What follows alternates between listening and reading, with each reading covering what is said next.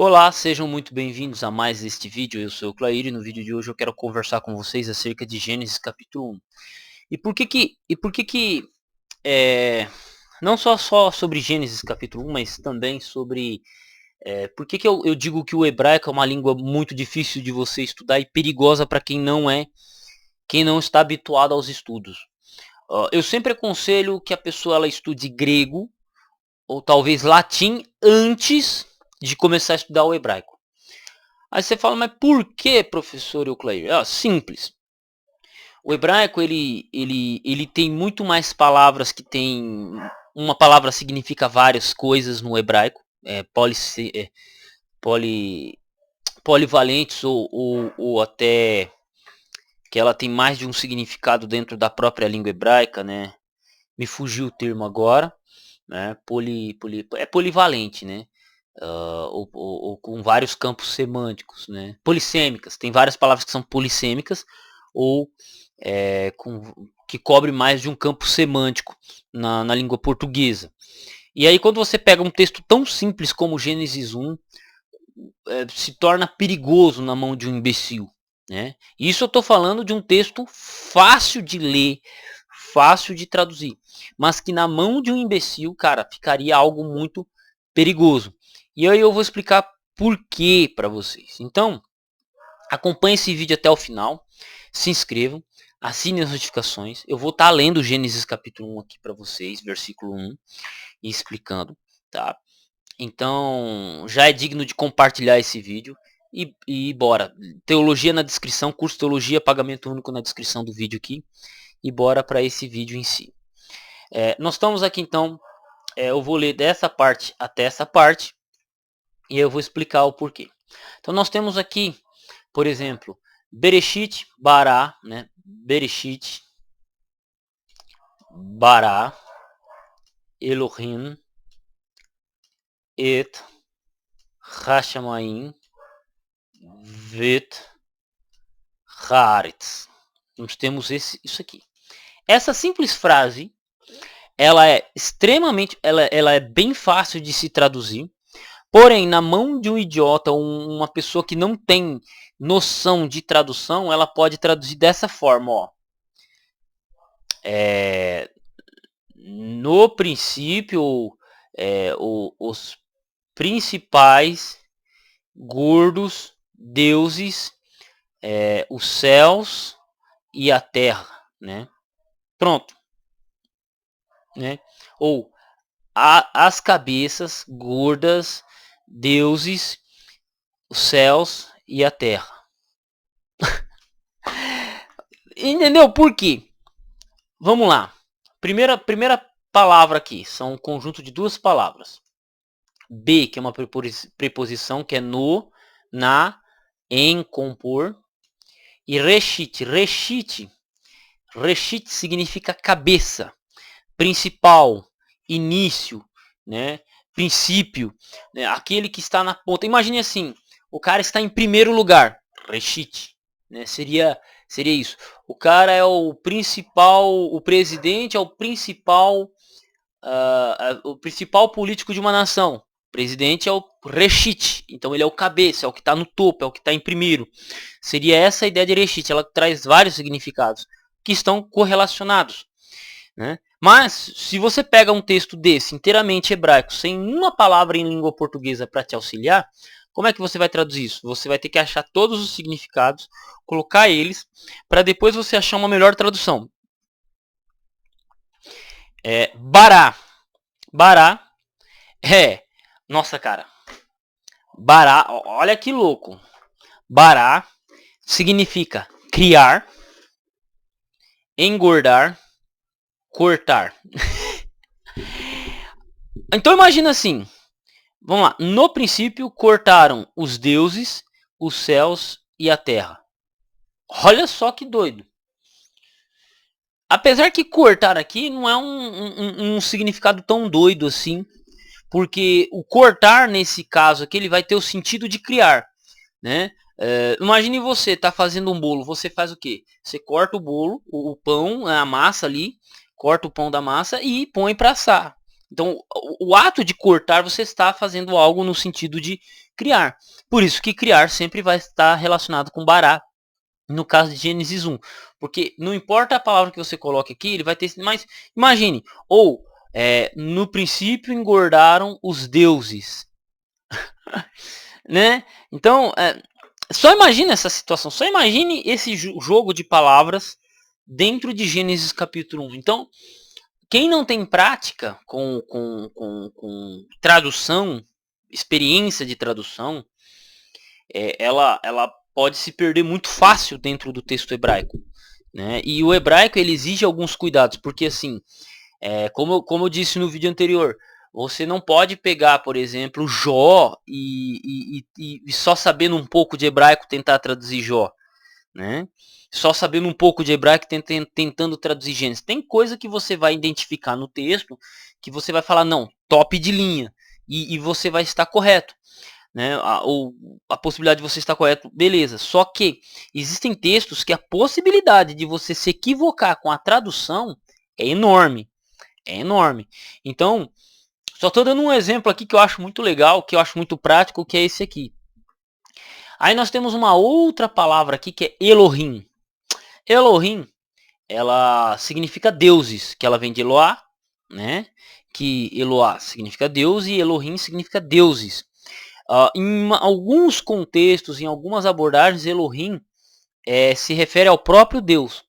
Existem gramáticos que vão discutir que o Elohim aqui não é que significa deuses. O Elohim aqui, ele é o nome próprio de Deus, que Deus se chama Elohim. Assim como ele se chama Yahvé, aqui no caso ele recebe o nome de Elohim. O nome de Deus é Elohim. Não é que é Deus, é Elohim.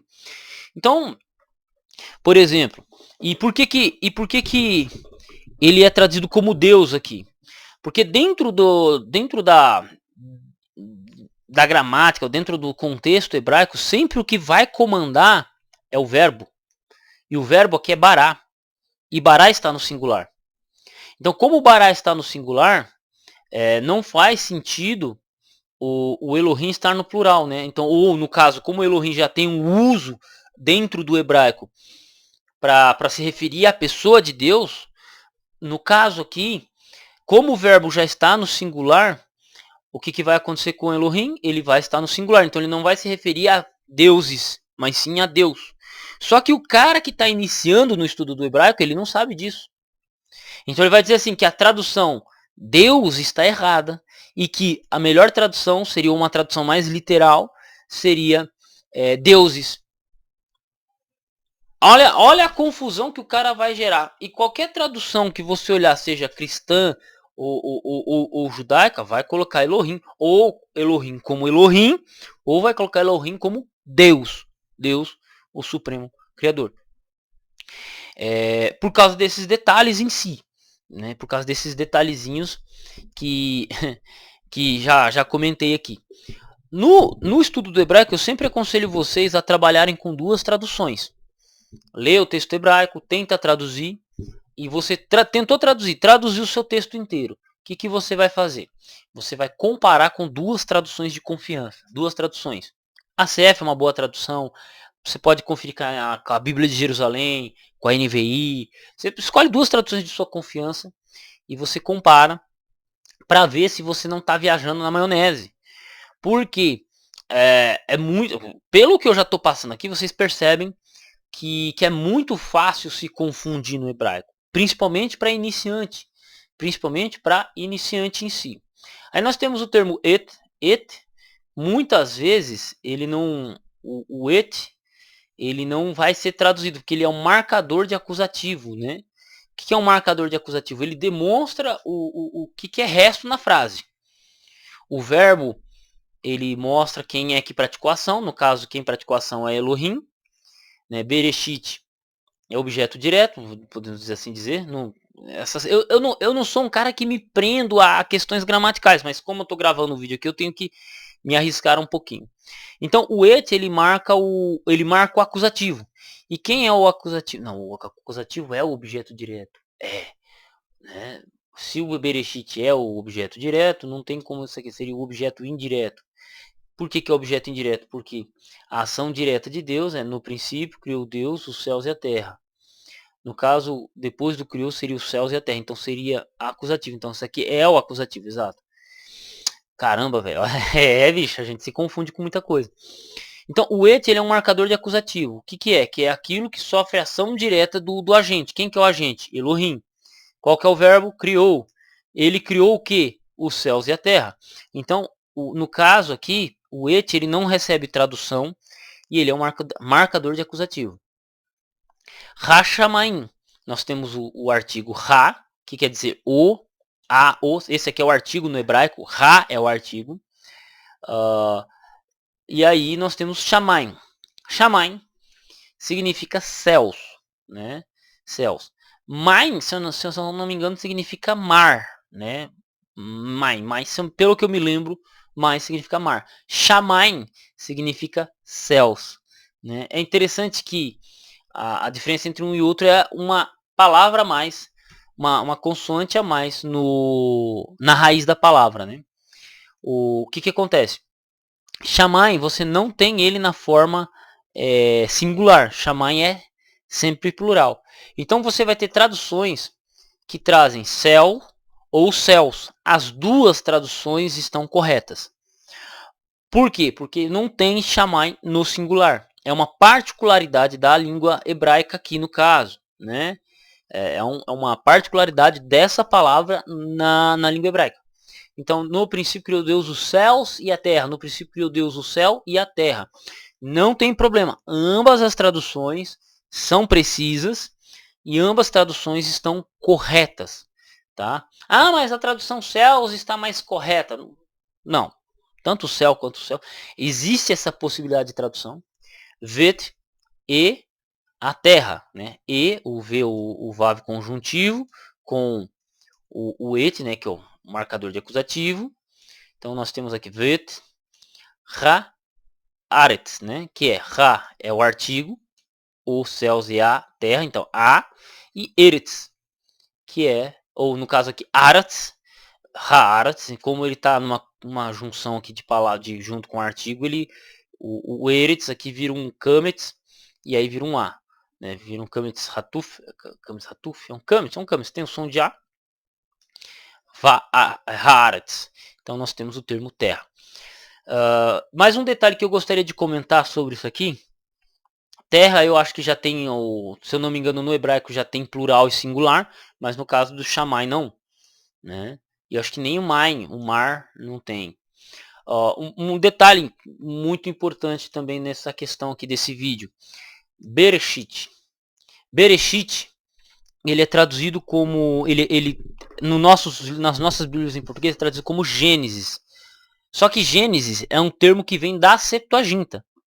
Bereshit é a primeira palavra do livro, Bereshit, no princípio, que é o livro de Gênesis, ou no caso, o primeiro livro da Bíblia, Bereshit, o nome dele é a primeira palavra, no princípio. Por que nossa Bíblia, as nossas Bíblias trazem Gênesis? Porque Gênesis significa origens. Enquanto que no hebraico só demonstra a primeira palavra, nós da nossa cultura que vem da da cultura grega, nossa cultura que vem da cultura grega por meio dos latinos, dos romanos, optou em colocar um nome que diga o tema geral. Então, por exemplo, Bereshit só dá a ideia de no princípio. Só que o termo origens deixa muito claro que é a ideia de criação, a ideia da origem de tudo, né? Que é quase que a mesma coisa que princípio, só que princípio é uma palavra que não fica muito claro. Origens já deixa mais claro. Então quando você olha para o livro e você vê origens do que? Aí você olha origens da humanidade. Gênesis, essa é a ideia, a transliteração de Gênesis, né? E todos os livros da Bíblia hebraica começam pela primeira palavra. Então, Êxodo é ex, odos. Ex é da parte de, fora de, e odos, caminho. Saída do caminho, pelo caminho. Seria isso. Só que no hebraico, Êxodo recebe outro nome. É a primeira palavra que aparece lá. Então, é isso. Se eu errei alguma coisa, se eu me equivoquei alguma coisa aqui, gente, comenta aí. Mas o foco do vídeo aqui é como que uma simples frase como essa, ela pode ser mal entendida, mal interpretada, pode ser completamente distorcida por causa de uma pessoa que não tem experiência em tradução. Isso é absurdo. Tanto que eu mesmo não sou muito de me arriscar em ficar fazendo tradução ao vivo, igual eu estou fazendo aqui, porque a possibilidade de cometer um equívoco é muito grande. E o treino que você tem que ter para fazer um troço desse é absurdo, entendeu? Então, assim, eu gosto desse texto porque ele é o primeiro texto que todo estudante hebraico aprende. É um texto que é fácil, é gostoso, né? Bereshit bara Elohim et hashamayim vet haaretz. É uma frase fácil, né? É uma frase fácil, uma frase tranquila, mas que quando a gente sai dela, aí, bicho, aí o negócio fica feio. Aí, meu irmão, aí o negócio fica feio. Fora que, assim, você vê que numa frase de uma, duas, três, quatro, cinco, seis palavras, numa frase, numa pequena frase ou oração que tem 6 palavras, você tem tanta coisa para discutir. É o termo reshit, é o termo criar, é o termo Elohim, se é nome próprio, se é Deus, se é deuses, né? Informações como o uso da preposição, o céus, né? O marcador de acusativo, e marcador de acusativo, objeto direto, né? Então é um negócio muito louco isso aí, muito louco, entendeu? Então e assim, isso é um texto fácil, tá? Isso aqui é texto fácil, é texto básico. Imagina pegar para uma pessoa que não tem conhecimento de profundo ou de estudos com relação à tradução, começa a pegar os textos mais difíceis. É complicadão, bicho, é complicadão. Então, é isso aí. Um abraço, tamo junto. O foco desse vídeo foi mais esse. Se gostou, se inscreve no canal. Se não gostou, vamos fazer o quê? Tamo junto no campo de batalha. Deus abençoe vocês e até o próximo vídeo.